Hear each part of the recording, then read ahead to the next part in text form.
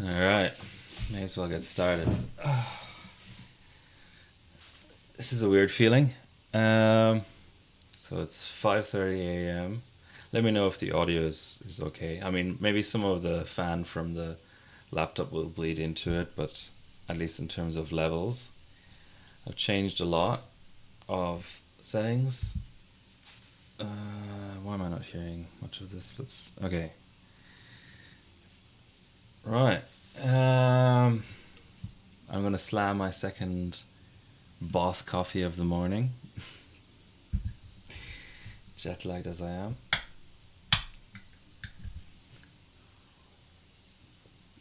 So this is the Airbnb type thing. You know, typical Tokyo style with an emergency escape ladder, hatch in the floor, which is really typical because all the buildings are so narrow. That's the only way they can comply with fire regulations, I guess.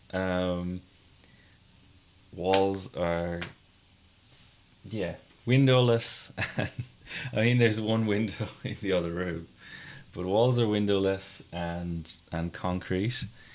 Um, and yeah, I'm in Tokyo. I did some vinyl shopping. I did a lot of riding around on the subway, as you do in Tokyo.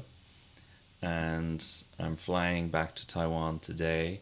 I left a lot of my streaming. I think there's an echo. That's probably just the bare walls.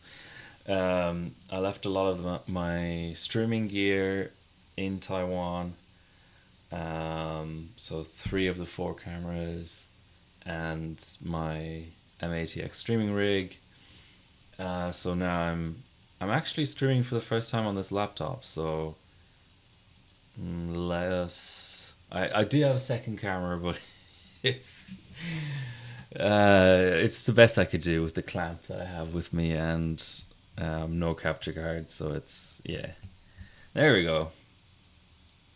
So coffee, little green alien, ThinkPad X1 Carbon, 14th gen Aura edition, which I might say a lot about later on in the stream. This is an OG MX518. I have three or four of them. I think this is the OG, which has thermal paste on it, obviously, because it's been used for about 15 years. Little desk I'm sitting at. I also have back issues, so I'll keep this stream pretty short because this is like a little stool that isn't the best thing for my back. Like I said, this camera, it's actually an amazing camera that can do 6K, but I don't have. I had to pare down my kit so much. I didn't bring any USB capture cards. ZenBook, terrible, terrible laptop. Um, so, short of me setting up an RMTP server and Wi-Fi streaming, um, I to display. Well, Lenovo does mobile displays as well. Um, the only other streaming method is via USB C, but it obviously prioritizes latency and stuff above picture quality. But yeah, I bought a few things. So I have, you might be able to see, I have like a six-way Taiwan slash Japan slash US slash Canada style power board, which will come in handy. Um, I even bought like replacement power cables for my GAN charger, which you may be able to see, which is a four-way USB-C 200-watt GAN charger. So that kind of cuts out the middleman in a lot of ways. When all your devices are Australian, what you do is you just charge them via USB-C, and you have one GAN charger, and it's got like a Clover. I don't know what the official name is. C blah blah blah blah blah style plug in it, and it supports 100 to 250 volts or whatever. So you just sub that in. So the black cable here charges my laptop, phone, powers my camera with constant AC or DC, I guess, once it's coming out of USB C. And there's one open port. I could power another camera or whatever, but I only brought one camera. Ugh. What else to talk about?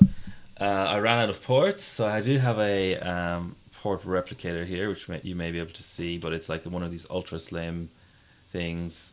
So connected via one USB C, two USB A out, one USB C data, and one USB C that's more of a power type port, which I obviously don't need because I have the GAN.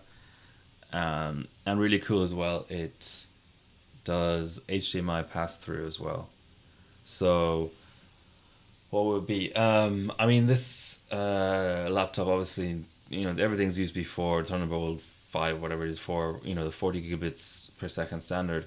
So you could do an infinite number of USB C displays, but they're still kind of rare on the ground. I don't know what G Skill is going to provide me in terms of extra monitors. I hope 3 monitors. I mean, I'll have the laptop on the side and I'll have the MATX streaming rig with the 8 capture cards in it. But then because it's a desktop, it doesn't have the inbuilt display, so I need 3 externals. Whereas on the laptop, maybe 2 externals would have been enough. But anyway, there's one more way of connecting a monitor. So the MATX rig has one native HDMI. Then this will give it a second HDMI, and hopefully I can get one USB-C compatible screen at least, so I don't have to get another dongle, and then that would do me for the 3 displays. By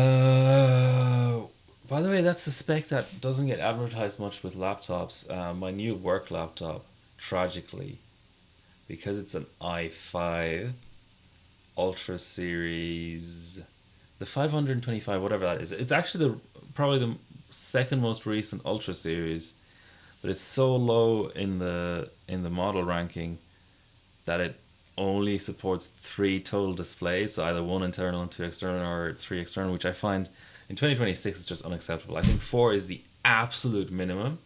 So hook up 3 monitors and use internal if you want. I wish. I know no one's listening, but if Intel and AMD are listening, just spend the extra couple of cents and go up to like 5 or 6 as a standard. I don't know why that's not, because at the end of the day, it's the number of pixels you have to drive, right? So connection configuration. This is only the mobile one. It's way more complicated once I'm at Computex.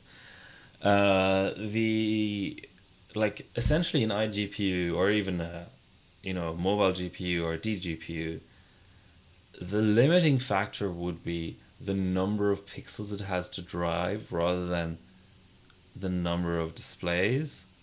So I'm not saying 6K or 8K displays at like 120 hertz. I'm not saying that. But like allow 6 displays of at 1440p or something. Anyway, while I'm on this view, this laptop is amazing. It's the best laptop I've ever owned. It's worth every penny. It's insane what the current world events type situation is doing to prices, because I bought this when it was $3,300 Aussie. A week later, it was $1,000 more, and it stayed at $1,000 more. But it's worth every penny. It's what can I say about it?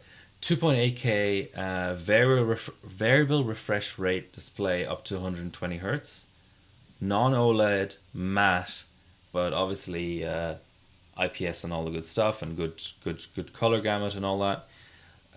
Extremely light. The main camera, you can probably tell it's an upgrade over what I used to have. So my previous laptop was full HD. This is a 5 megapixel. I mean, the lighting is kind of crap, but it you can still kind of tell that's a better inbuilt webcam. Where are we going next? I'm still getting used to this new setup. The so 2.8K display, 3 USB-C, and they're all the same standard. They're all. I don't think Windows laptops necessarily have the 80 gigabit standard that much yet. Maybe like enthusiast desktop stuff does. But for laptops, the most I've seen on a non-workstation, steal a laptop from Slam's office. Does he make like sell laptops or something? On like an ultralight like this, OLED is I don't rate OLED at all. Like OLED for TVs is kind of a good idea, and maybe for monitors, but for laptops you're just fucking your battery basically because it has higher power drain than micro LED, mini LED, old plain old LED. What is it called again? IPS. Um, so yeah, great display, really portable. I believe in this spec, it depends on what like options you choose and stuff. But I have a pretty basic spec. In this spec, it weighs something like 980 grams, which is insane. You can just take it with you everywhere. It's like the kind of laptop that I mean, I've never owned a tablet to begin with, but the kind of laptop that um, means you like you don't need a tablet because what's the point? Like you have your phone and you have your laptop and you don't need anything in between because this thing is so light. Uh, First time I've owned a Intel based laptop since Zen Plus. So I always buy ThinkPads since 2011 at least. Uh, Up to a certain point, there was no such thing as an AMD ThinkPad. It was all Intel, so I had like a Sandy based one, I think, and then maybe like a sixth gen type one. Yeah, I don't know. There was a couple of Intel ones, and then once with Zen Plus, which on mobile was the 3000U series, I had my first ThinkPad that was AMD based, which was an X 13 or whatever the model number was before that, so also a 13-inch. So this is technically a 14-inch, but the screen to body ratio is so high it feels more like a 13-inch. Great keyboard on it. The only thing that's a little bit annoying is so it's a recessed key, so I'll give them credit for that. But the power button is next to the delete button, and I have this muscle memory of the very top um, the top right button is always the delete button for me, but now I have to be careful. But at least it's got a texturing on it, and it's recessed, and it's got a light on it, so it's easy to sort of distinguish it between it and the delete key. It's also different size, but still, I feel it's unnecessary. They could have, but you know why they do this, because it has a built-in fingerprint scanner. I think if it was just a button, they could probably squeeze it into the chassis on the side here. So the Aura Edition, this particular laptop is sort of famous for being highly maintainable, like user replaceable parts and stuff, even though it's an ultrabook. Um, my previous laptop, I wasn't happy with at all. It was a T14S AMD based. So that was 8 core, 16 threads. This is, the new Intel, which is no hyper threading, P cores and E cores basically across that lineup. So it's 4P, 4E. So I've before the 8 core 16 thread, I had uh, two generations of AMD 6 core 12 threads. So it's like the lowest number of threads I've had since I had a previous X1 Carbon. It might have been like the 8th gen or something. It was a 2 core 8, a 4 thread. So that was like before the explosion in core count. So, but it's, without hyperthreading, it means your thermals are better, so each core can do more. Um, Really highly recommended. It's obviously expensive, but it's just like I feel like you get what you pay for. I went for the 1 terabyte option. I've had a few generations in a row now where it was on 500 gigs. I'm like, even though a lot of things are cloud based now, let's just pay the extra a few bucks and get 1 tera. So the first time I've got 1 tera of SSD space. Nothing's really changed. Like RAM, the 64 gigabyte option will exist at some point, or 48. But I bought this right after release. So Lenovo are famous for trickling out the options. So the 64 option wasn't out yet, but I probably wouldn't have wanted to spend the money on it because it's quite fast RAM. So the current architecture of Intel Mobile, if people are unaware, has the RAM on the die, so it's like soldered, it's non-user replaceable, non-upgradable. but it also means that it's really fast. So it's LPDDR5X. Stock speed, I like probably at horrendous cast latencies, but stock speed is 8533 on this. So 32 gigs, quad channel or whatever you want to call it, obviously 8533. Told you about the monitor.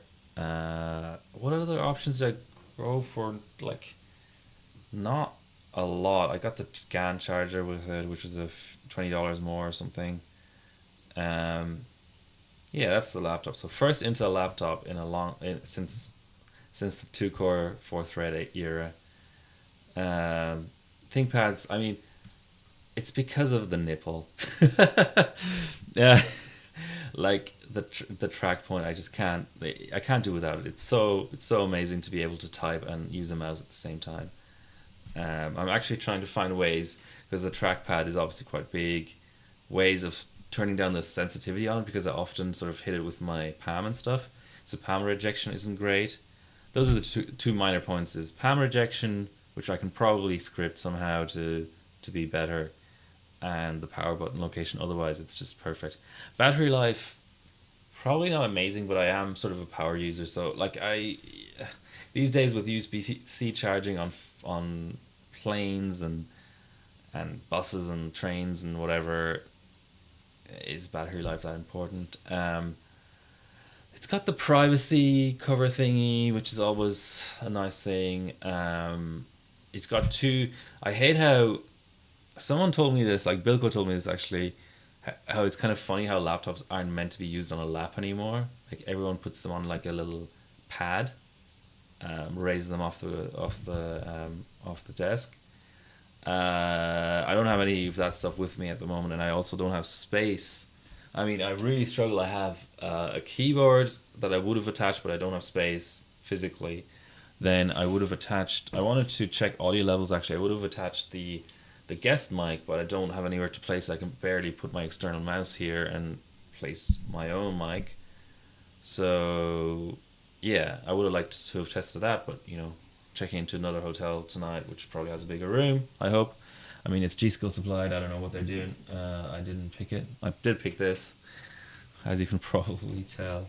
I also ran out of ports, so the one little difference to the old one was old had two USB-A and two USB-C. Now it's 1A and 3C. On balance, I probably prefer that. Hi, Exa. Battery life. I don't know, man. I mean, I'm trying to think. Uh, I mean, I do occasionally go to cafes, and then you're not guaranteed to have a PowerPoint. Um, but this does like 4+ hours. Like, how long are you going to spend in a cafe? And when I get home, I just plug it in. I have chargers everywhere. I'm giving away USB-C chargers to a charity actually, because I have so many. Because every time I get a new work laptop, it comes with a charger, but I'll still have the old one, and I'll just pick between the two, whichever is more portable or whatever, and then you know put the other one on a pile. And I had like three or four to give away. So in my house, I'm more or less never unplugged, because I have four GAN chargers and two regular slim Lenovo chargers, and I'm giving away some. So in my house, it's not an issue. When I'm in a hotel room, it's not an issue because I can plug in. On, I mean, if you're on a short flight and a shitty plane, maybe it's only a USB-A charging. But then if it's a short flight, how are you going to run out of battery? If it's a long flight, it will usually have a PowerPoint. So I'll just bring my most compact GAN charger. Maybe like if people don't know about GAN, let me get the smallest GAN charger that would still charge a laptop. It's incredible how small and thin and light they've gotten.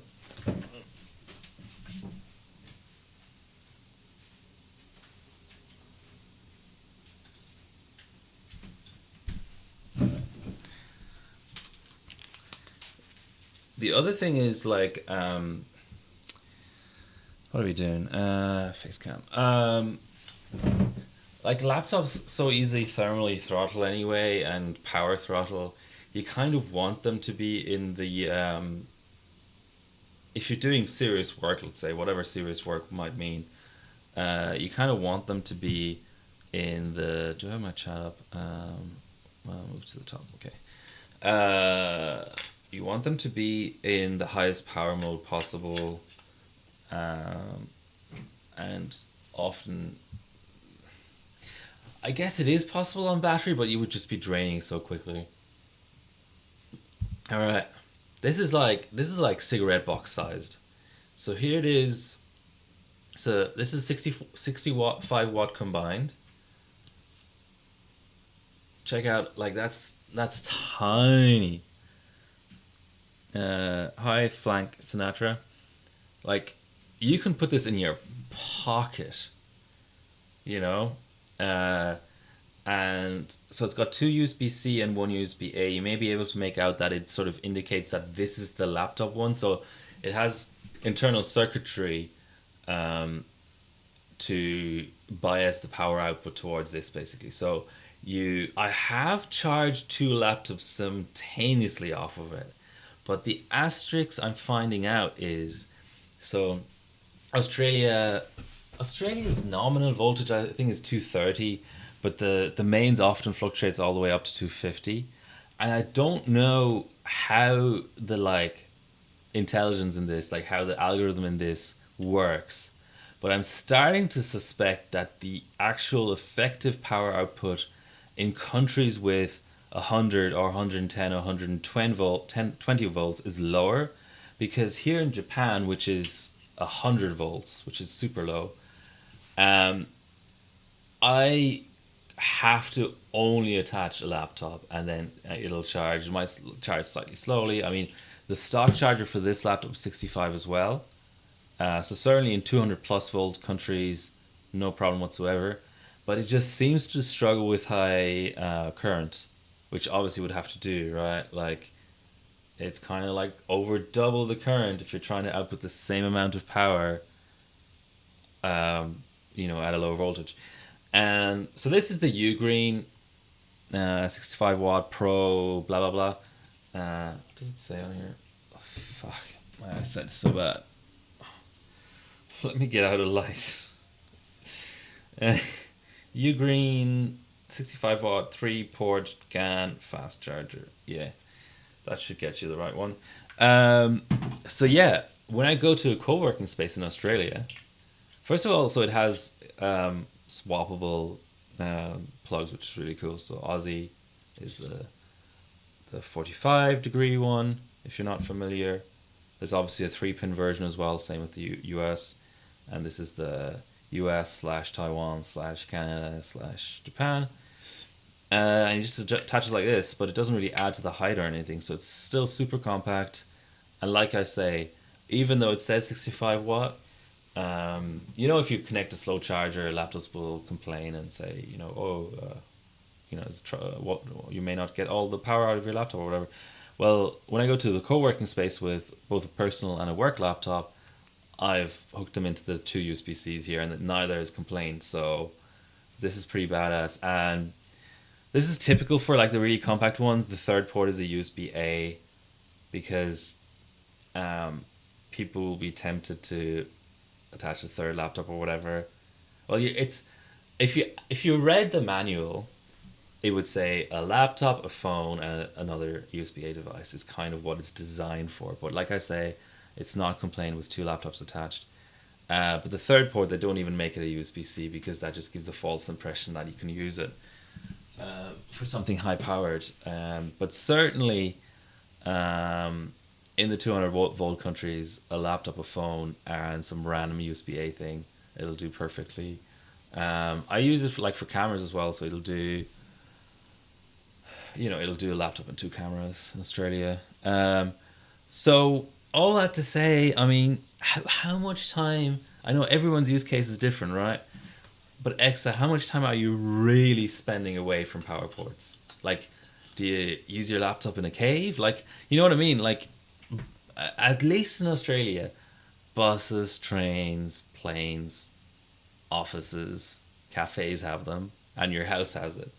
So unless you're gardening while coding, or I don't know, but I have like a 30-meter power cable that I use for stuff in the garden. So you know that's not even an excuse either.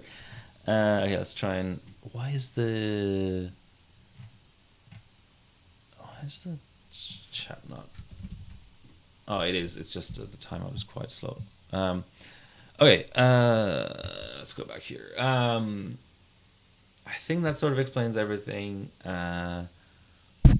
Obviously my mic over here, and the thing I'm sort of setting up now is sound stuff, but also my stream deck.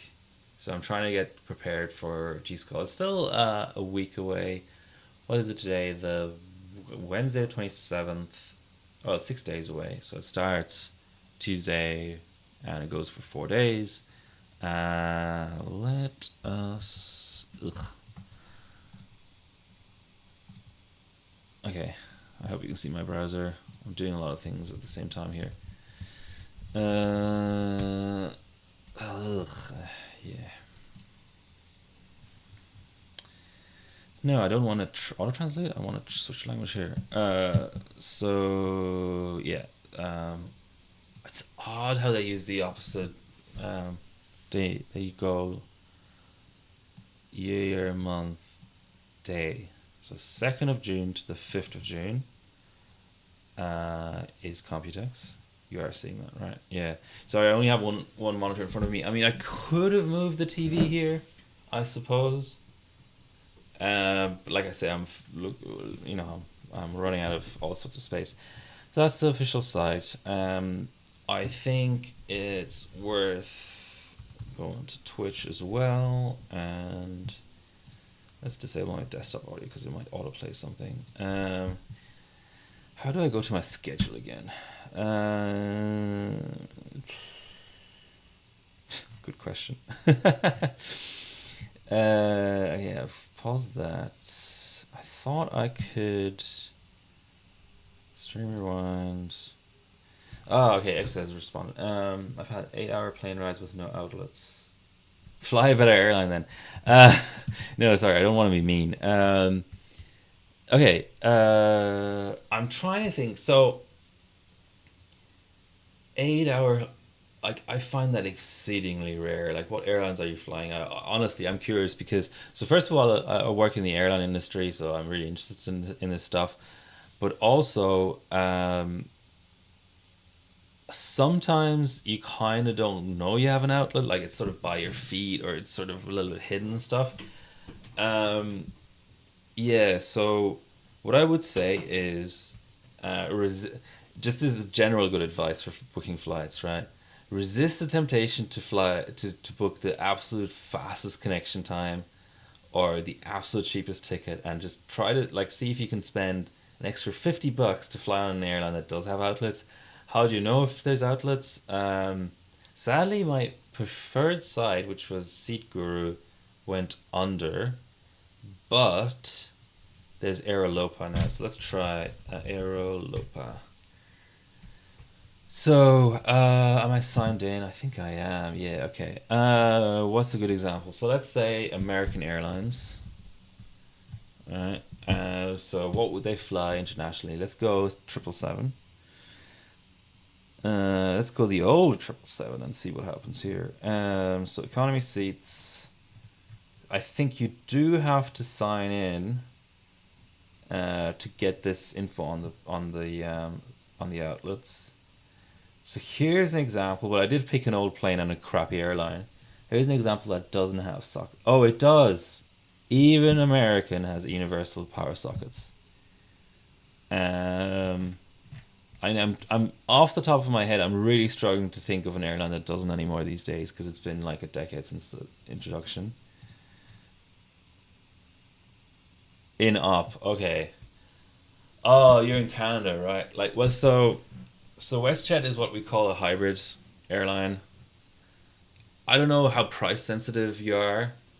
Um, I know, yeah, you're right. Like, if you're stuck on a plane and it doesn't happen to have a working socket, and a lot of airlines now ban power banks.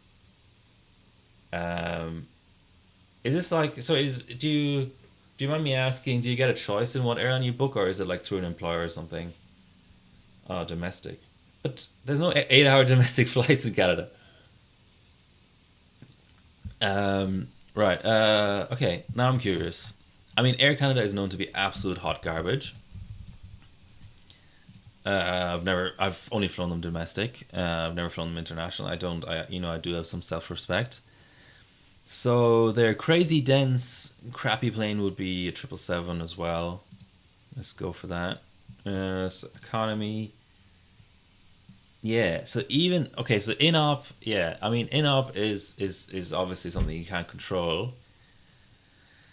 Um, I would hazard a guess, like unless you're doing some really heavy, like local machine learning or something, like most laptops these days would have enough battery life for a 6 hour flight from Vancouver to St. John's or whatever, like whatever the longest domestic flight is.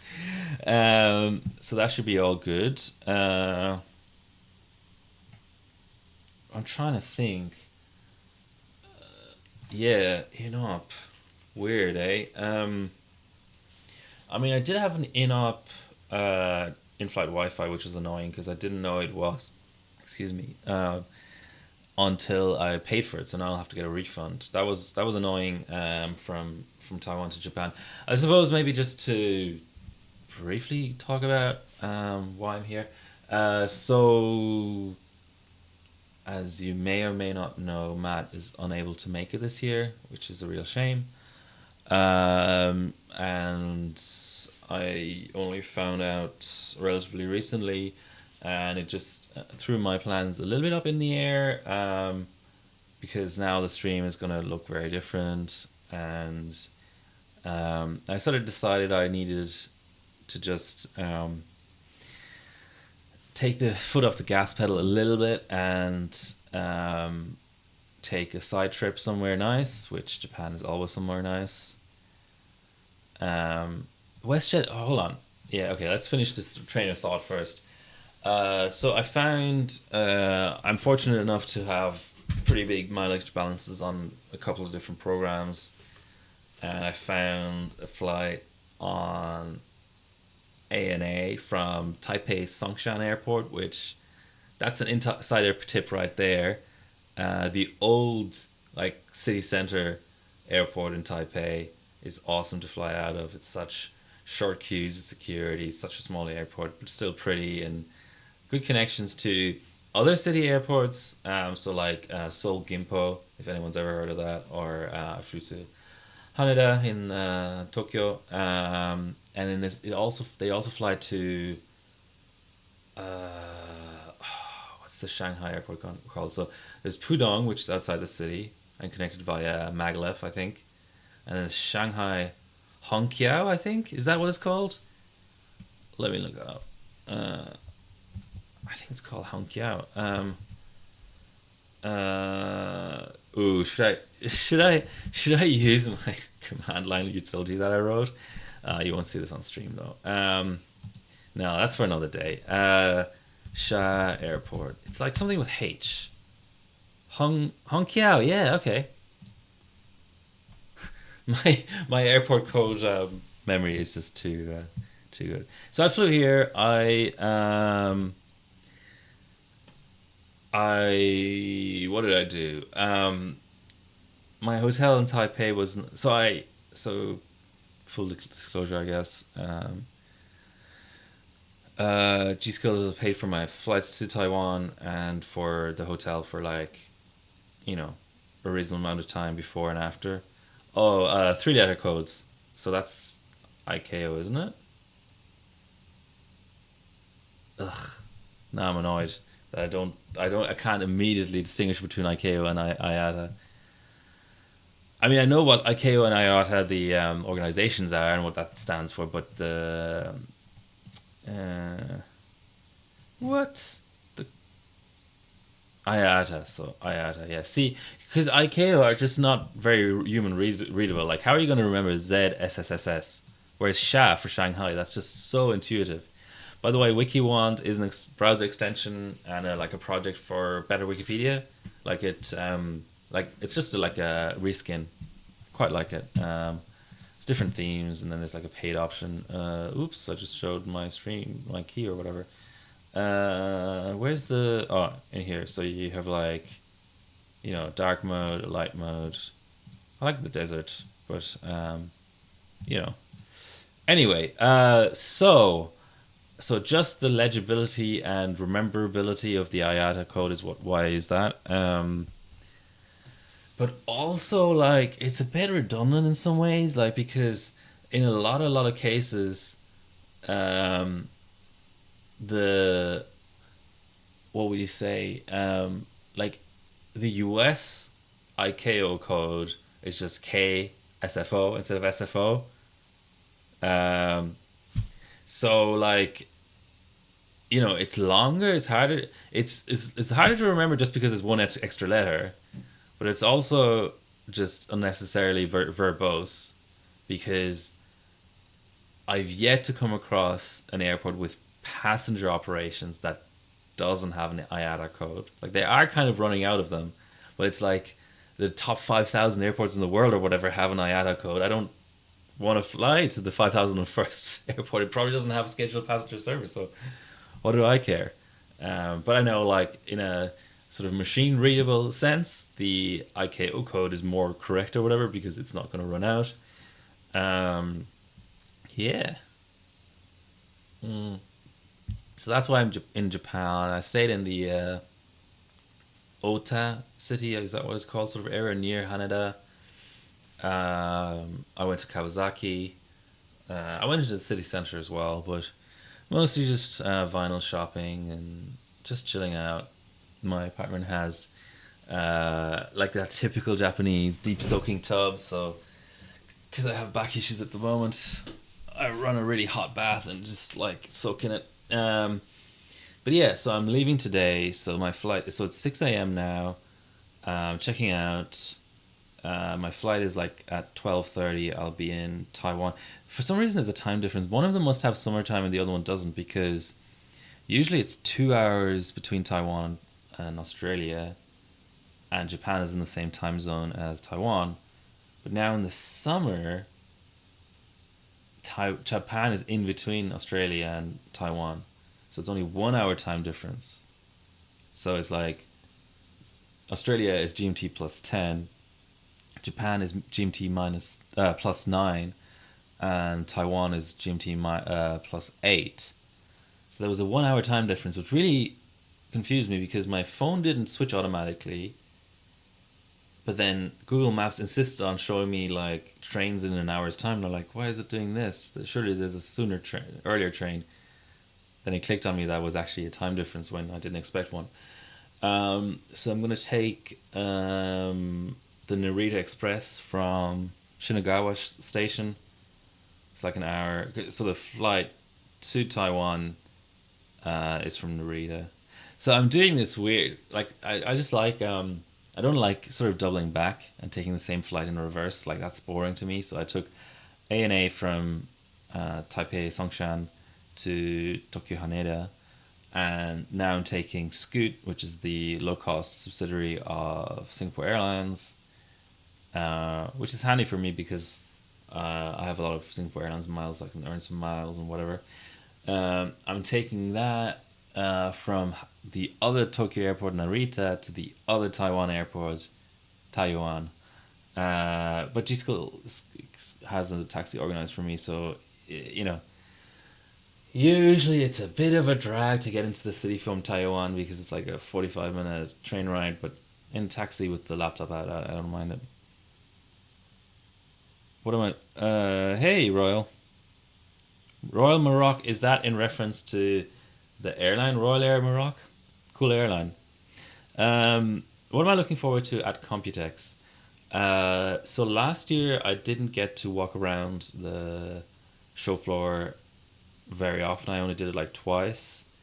Um, so I'm gonna miss and this year I thought I was gonna have some more time because I was gonna be um, sharing casting responsibilities with Matt, but he unfortunately can't make it. So I'll still aim to take a few more breaks. I hope to. You guys might be aware that Twitch keeps increasing the ads per hour, and the only way to even ad blockers don't work anymore. I don't think. The only way to circumvent them is to sub. Unfortunately, is it related to cannabis? It is related to cannabis. Okay, well, good for you. Um, yeah, so I'll run more sort of scheduled ad breaks and then take a break myself during them rather than just having them randomly pop up. So I might batch up the ads and make like a full 5 minute ad break out of it, and actually get up and stretch my back and walk around the show floor. I'm obviously looking forward to the comp itself, and I'm looking forward to streaming. Looking forward to hanging out with other people in the overclocking community. Let's take a quick survey of who I know is going to be there. I like Stavros. I'm not sure. He wasn't sure. I think he may have work commitments. But I know who's going to be there, and there's a list here, and I just need to pop it open in Discord. I believe Black Dot. Well, I mean, competitors. Oh, the big. Let's see if I can get the poster up. Let's see. Yeah, here's the poster. Okay, let's go to the browser. So this is the poster. Ooh. Let's do a big zoom. So in terms of like the in-house overclockers, there's going to be the world record days again. So MSI, Topsy, C, Shimizu, Psych, Lucky Noob, Kovaniang. I missed Lucky Noob last year actually, so I hope to meet him finally in person. Judges, there's one fewer judge this year. Young Pro wasn't able to make it, so it's just three, which is Loud Silence, Ligooft, and Hiwa. Then we've got an AMD person coming, which is Samsung, who does a lot of XOC for them. I have absolutely no info on this, but potentially there'll be an AMD focus for the Asus World Record Day, because people have probably seen the 20th anniversary release of the Crosshair. So maybe something's going to happen in that direction. Then Elmer, SafeDisk, and Scatterbencher, who were there last year, are going to be there on the Asus Day. Scatterbencher did like an IGPU world record last year. That was fun. Gigabyte, last year there was Zarok 77. Not able to make it this year, but we've got Surge, well, Salty kind of replacing him. So that'll be cool. Surge, Salty, and Haikuki, of course. The myth, the man, the legend. And Asrock, no Splave again this year. He wasn't there last year either. TL, Nikshi, and Alex. So that's the in-house overclockers. Let me see if I can find the poster with the competitors, because there was one of those as well. And then we'll have the whole lineup. Let's see. Oh, here we go. Copy media link. There we go. And back. And zoom. Okay. Hansky wasn't there last year. Demon in chat. Of course. Very good showing last year. Was it a 4th place, I think, or a 5th place? Like really close to getting to the final. Bisa was there last year. Surge, of course. Again, pulling double duty, and with the like handicap of being the only one on the Tachyon Ice, which I'm not saying that it's actually a worse board than the Apex, but I just feel the support Asus puts out is just crazy. Supporting their 8 benchers, and then the reigning champion Sens, looking very quizzical there somehow for some reason in that picture, maybe staring into the sun a little bit too long. Sebi, so Sens was there last year, obviously Surge was there last year, Biso and Demon, Hansky's new. Sebi was there last year. I think had a tough time. I'm trying to remember. I think condensation issues in his rig. Yeah, maybe he didn't do as well as he was hoping to. Black Dot was there last year. Dede is new and Spokey is new. So an extremely good showing by the French benchers with, let me get this right, 4 out of 9 benchers are French. So Black Dot, Dede, Spokey, and Hansky. And then just in terms of nationalities, Demon from the Russian Federation, Biso from South Korea, Serge from Germany, Sens from Germany, Sebi from the US. There we go. So 4 French, 2 Germans, and then 1 each from Korea, Russia, and the US. Yeah. Let's try and catch up. Sense is strong indeed. Splavo, I think, already put it on his Facebook that he wasn't going. This is not insider info. Who will win this year? I think a lot depends on the competition format.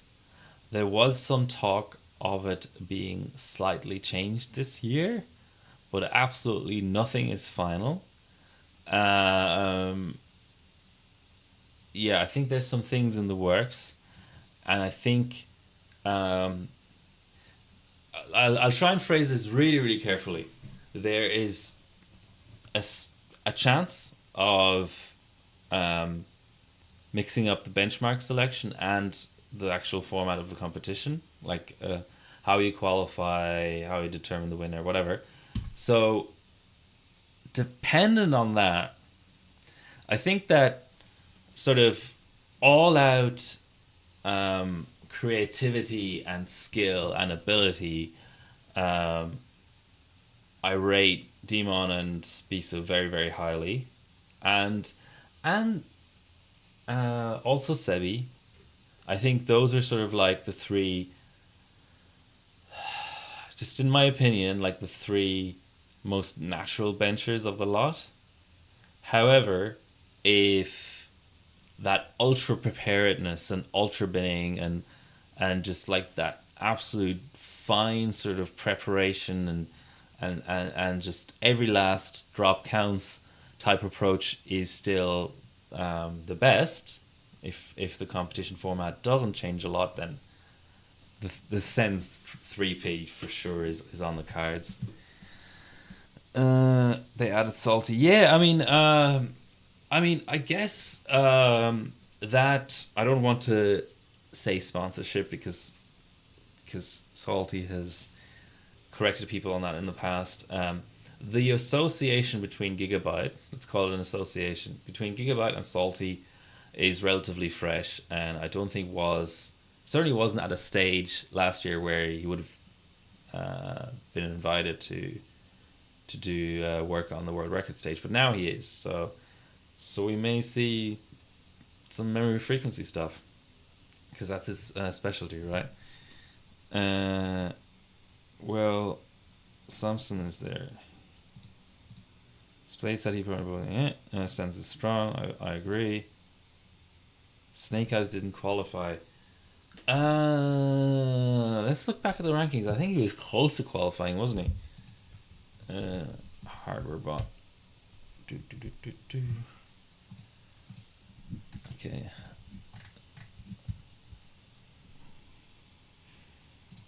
Oh, the live qualifier is up. Wow. So, Evolve? That's official now?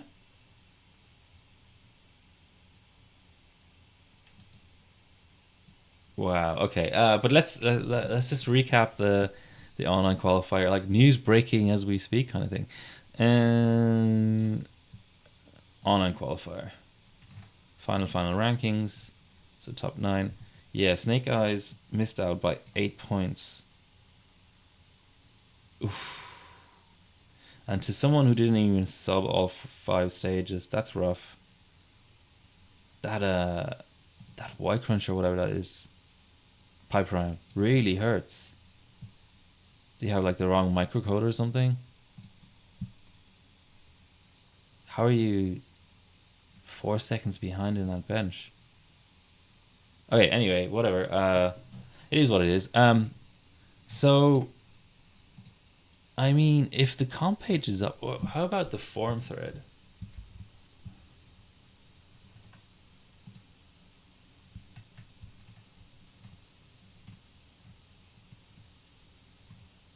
Okay, let's just call it like a strong but unconfirmed rumor that Evolve, which is, I believe,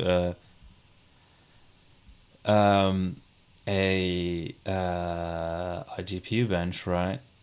Evolve is going to be one of the stages for the live qualifier. Wow. I'm sort of. I mean, it's great.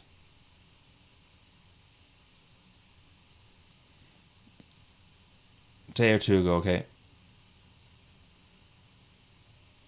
Snake Eyes didn't have time. Okay, that happens. 3 bench.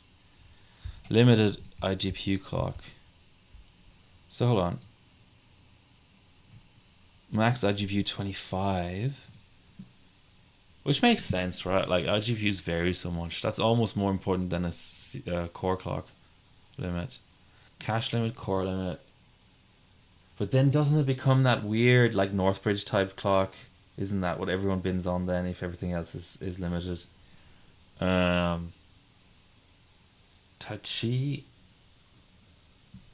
Tachyon Duo what's the Duo X-Ice? What's this? I've never even what what is this board? I didn't know there was I'm speechless. Does anyone know what this board is? I didn't know there was a second Tachyon release on Z890. Why is this website so slow? D5 Duo. What's D5 Duo? 4 slot. 4 slot maximum capacity using only 2. Okay. So they did a new release of the board to introduce this Duo technology, which appears to be just a fancy way of adding more RAM. Alright, so now let's Tachyon. Nice. So the non-Duo is this. I mean, it obviously has different memory slot layout, but otherwise it's just a copy paste, isn't it? Okay, well that's kind of exciting. Yeah, okay. Okay, let's go back. SN5100 Blue. Prime TX. Okay, so those must be sponsorships, right? Like that's happened in the past as well, where the PSU is supplied because it's sponsored. Okay, so you've got to use the memory, use G-Skill memory, DDR5. Well, how else would you run a Z890 board? Someone comes along with a DDR4 adapter to get a better pipeline score or something. Okay, alright, let's go through this shit. So mem frequency, that's a classic. 32M with 8 cores, that's a classic. 7-zip with 8 cores. Pi Prime, Y Cruncher. So the Evolve is definitely the curveball. I'm so glad it's in there. Oh, okay. So the D2D NGU is specified, just not in the stage description, only in the comp description. Okay, cool. So 2 NVMe's. Oh yeah, I remember that. No P environments. Okay. Yeah. This is not 30x CQ DIM. What is a CQ DIM? Like, what is the benefit? I mean, DIM densities on DDR5 I already find quite good. I mean, there were 8 gig sticks early on, but pretty much 16 is the lowest, and you've got your choice between 16, 24, and 32. I mean, if you're buying a 2-slot board Do you really need more than 64 gigs of RAM? Okay, marketing, right? Like, it doesn't have to make sense. Is it more fair when everyone uses the same hardware? Good question. Ultimately, I would say yes. However, it is really important for the XOC ecosystem to have more than one vendor involved in these things. And we're already struggling mightily because ASRock is sort of dropping off. MSI has been, yeah, just not in a great shape for a while. So if Gigabyte were to leave as well, then yeah. So in terms of the competition, you're right. Like if you could somehow clone the same CPU 9 times and clone the same board 9 times, yeah, that would be super fair. And clone the same set of sticks, which is really important in these clock limited stages. Pi and yeah, I mean core disabling. I mean they don't like you're clock limited anyway, right? Like, so you're not putting out a lot of heat. What does core disabling really do? It's just an extra step in the bias between stages when you're going from single threaded to multi-threaded. I guess the one thing that it could potentially do is the whole thing of IMC affinity. Like, people have talked about that before, where like you certain cores are faster than other cores, but then also boot to boot, there might maybe some randomness there, and maybe related to how the IMC initializes, like what core it's sort of next to logically. Like, it all goes over my head, but maybe you can sort of force more consistent IMC performance by disabling the cores that are slow, that kind of thing. Um, RDIMM, poor man's RDIMM, registered, but like there's a difference between registered DIMMs and ECC, right? Like, are you talking ECC? Like, what's in this kind of context? What is the actual benefit of RDIMM? Like, are you talking ECC? Nova Lake. What even is a Nova Lake? Um, is that the refresh? I'm not up to date on any of this stuff. So how long have I been live? I've been live an hour now, and CUDIM. But CUDIM didn't take off. You know what I mean? Like, it's like, oh, it's this. Yeah, but that's not useful. Oh, but it's also this. Well, that wasn't useful either.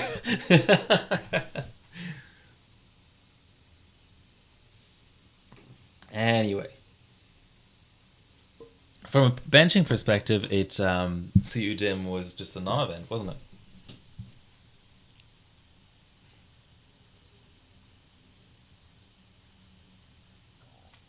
Yeah, but okay. Again, Royal making great points. Just, there is a chance that some of the points you're making may be addressed this year, but the competition rules have not been decided yet. And even if they have been decided, I'm not privy to it. Even if I was, I wouldn't tell you because it's not public information. So, there's a few different things going on there. Um, okay. I don't know. I'm sort of done. Let's say, so I am a bit annoyed about the fact that I have LN2 sitting at home just bubbling away and going the way of the dodo. Um, I what else is happening? I know Shaggy's arrived in Taiwan. I know Dede is there or close to there, and Spokey as well. So when I get there tonight, I might see if I can hang out with some of them.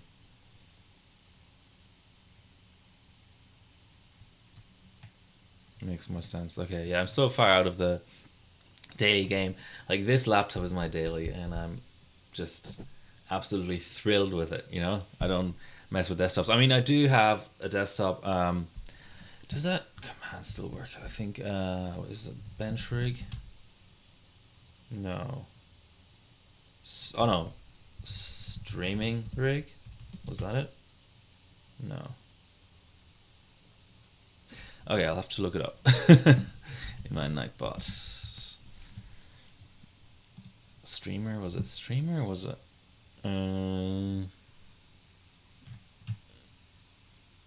stream rig? Not streaming rig, but stream rig. Okay, stream rig.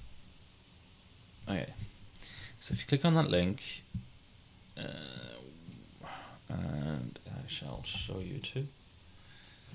Okay, maybe just because so much has happened, maybe just a little bit of an update on what I used to stream nowadays. So if people weren't there for previous streams, which I don't blame you for, sign up for free. How am I not logged in? Okay, let me quickly log in just in case I need to make any edits.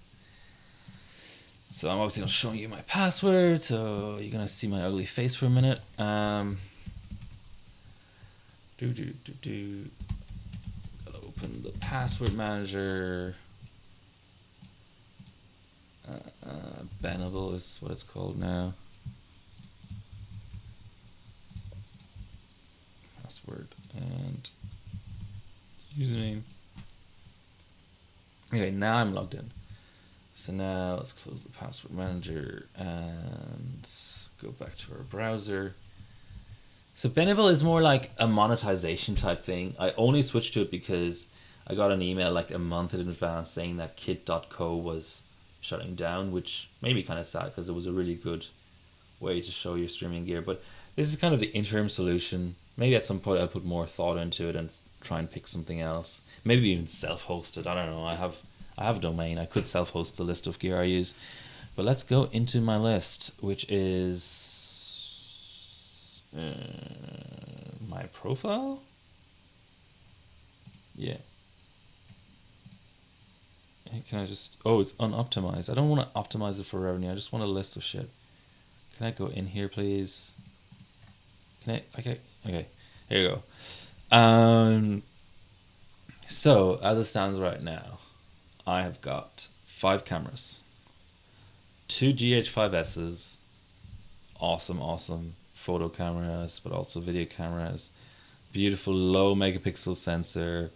Multi-aspect, if people know what that means. So I use those for the most important feeds. So usually face cam plus like a rig cam, or at home it would be the rig cam. I don't know what I'm gonna use my second one for at Computex. Maybe the primary angle of the stage.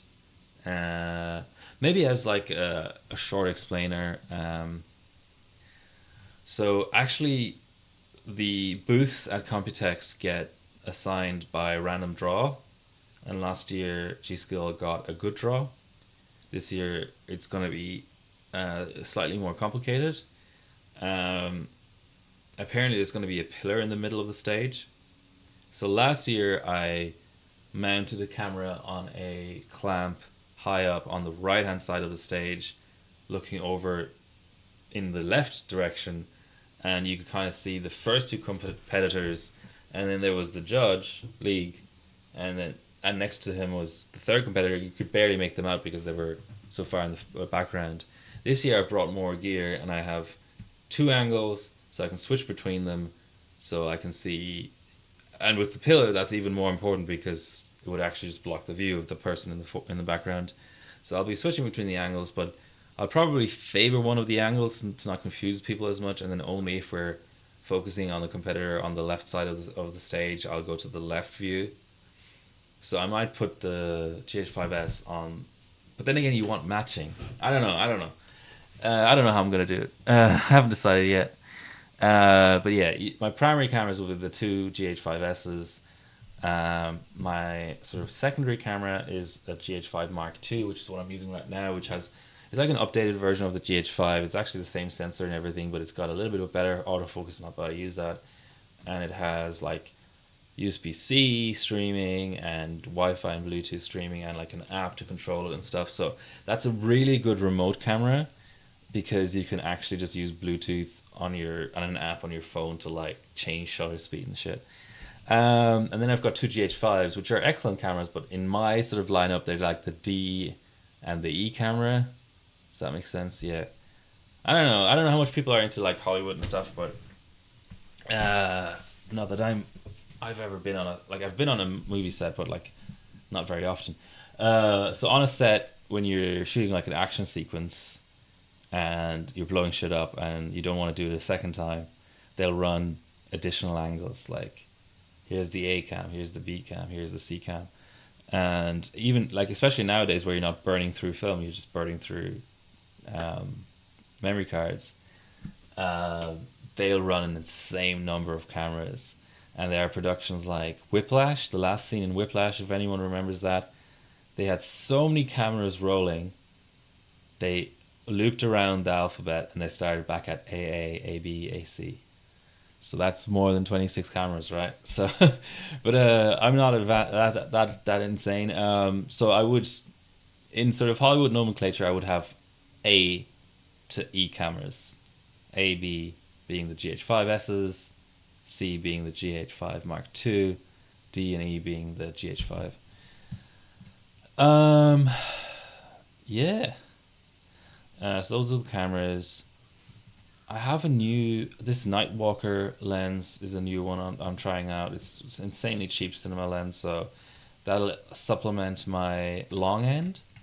Um, oh, and just to mention, I brought four cameras only. I already had 30 kilos of gear, so I was stripping stuff down. So I brought the GH5S as the GH5 Mark II and one of the two GH5s.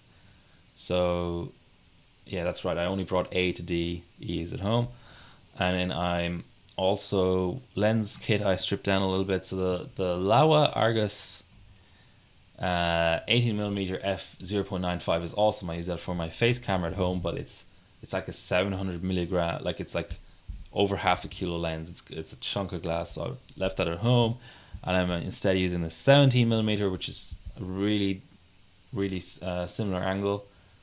That's a much lighter lens. I'm using that as the face cam for sure.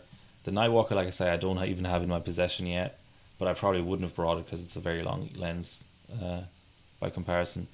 The Laowa 6mm f2.0D is awesome. It's one of the widest rectilinear lenses, like non-fisheye lenses in the world. At one point, it was the widest. I think then Laowa themselves came out with a 10mm on full frame, which is wider than a 6mm on micro four thirds. So that'll be probably my booth cam, or like an atmospheric cam, like a really high mounted cam, showing like the expo floor. The 7.5 I left at home because that would have been the fifth lens had I brought a fifth camera. Laowa 10mm I have two copies of because those are going to be the matched stage comms going in both directions. So that's a pretty wide angle of view, but not as wide as the 7.5 or the 6. Like I said, the 17 is the face cam. What I use at home is so I might start using the Nightwalker as the rig cam. A longer lens like that can work quite well for rig cam. The 50mm macro, like that's a 2:1 macro. It's like I haven't done enough of that, but like if I ever do soldering on stream or any kind of delicate work on PCBs and stuff, or looking at just inspecting like cards and boards and things and CPUs, I would probably use the 50mm because it's a really long macro lens and it's awesome picture quality and stuff. So that's the lenses, capture cards. In my rig, which is not here, which is in Taiwan, I've got the Quad HDMI Pro Capture by Magewell. I should probably edit that. Why is it not? Why doesn't it say Magewell? Boom. That's gonna run the really critical feeds. So the three competitors feeds, those rig captures. So when signal intensity is in question with the long HDMI runs, 10 meter, 15 meter runs, I'll use my best capture card. And the fourth input there may just remain empty. I'm considering capturing my laptop just to have another feed, like to unburden some of the stress on my streaming rig. You know, the encoding, compositing stress, the the driver overhead, all that kind of stuff. I may cap my laptop just to have a dedicated rig on the side to maybe explain some of the benches, how they work to the newbies, and look at the results rolling in live on the comp page. The Unisheen is like a Chinesium type 4K 30 capture card, which is interesting, but like passively cooled, whereas the Quad HDMI is actively cooled. Pretty good. I'm going to run my 4 cameras through that, and the USB-C again. No, J-Create is the brand there. So let's J-Create. Only 1080p, but like really rock solid with input switching and stuff. Those saved my ass last year when I was streaming on the laptop. And then I still got a singular HDMI Pro capture, which I've used for years. But now that I have the quad, I may just hawk that.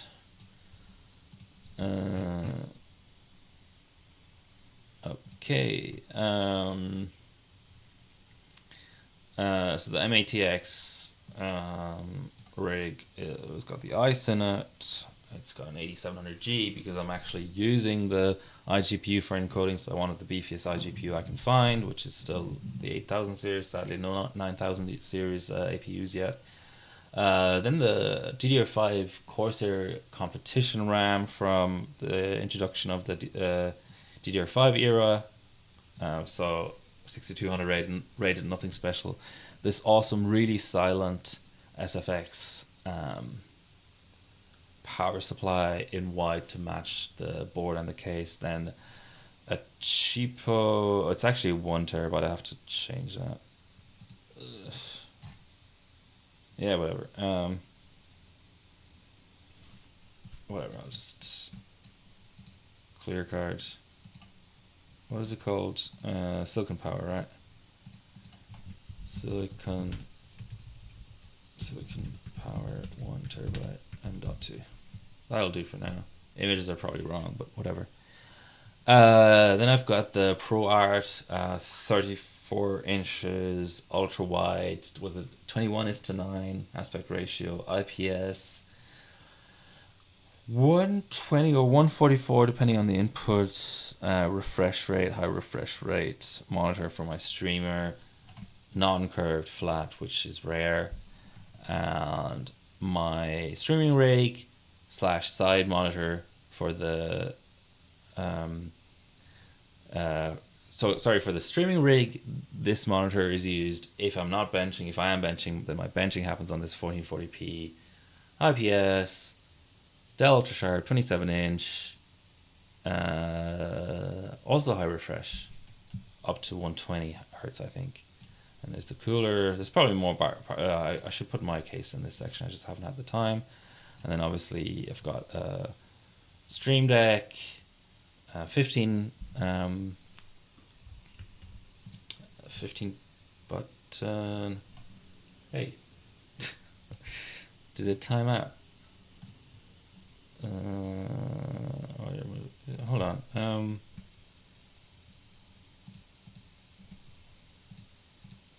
How is it not capping that? Let me reinitialize.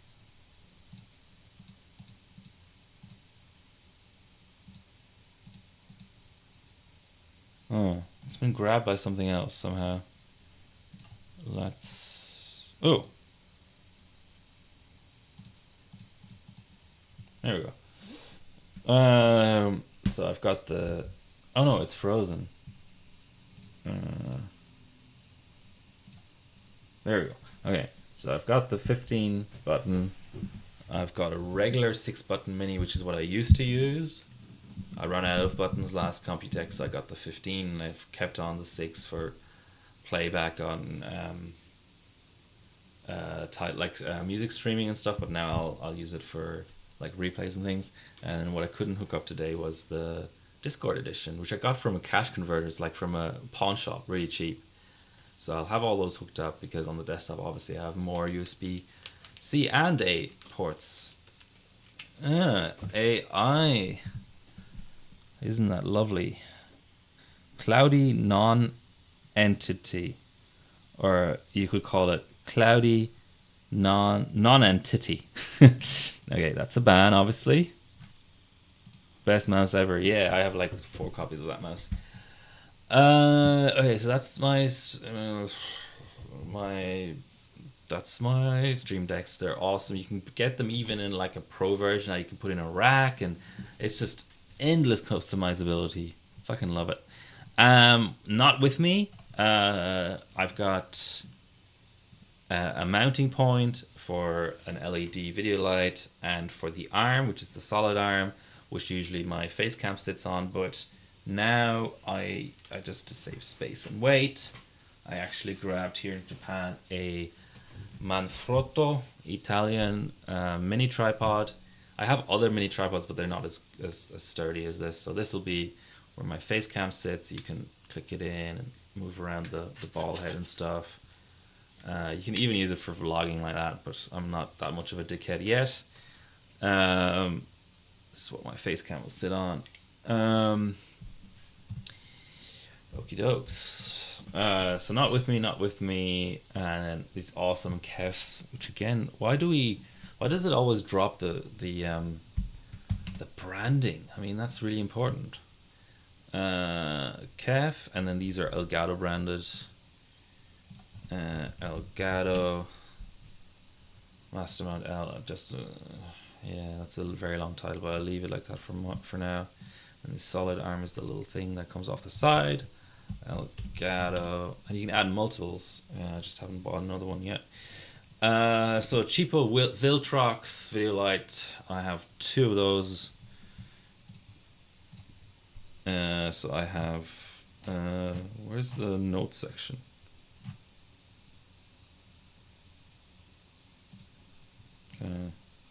Not edit the note section. I have 2 of these.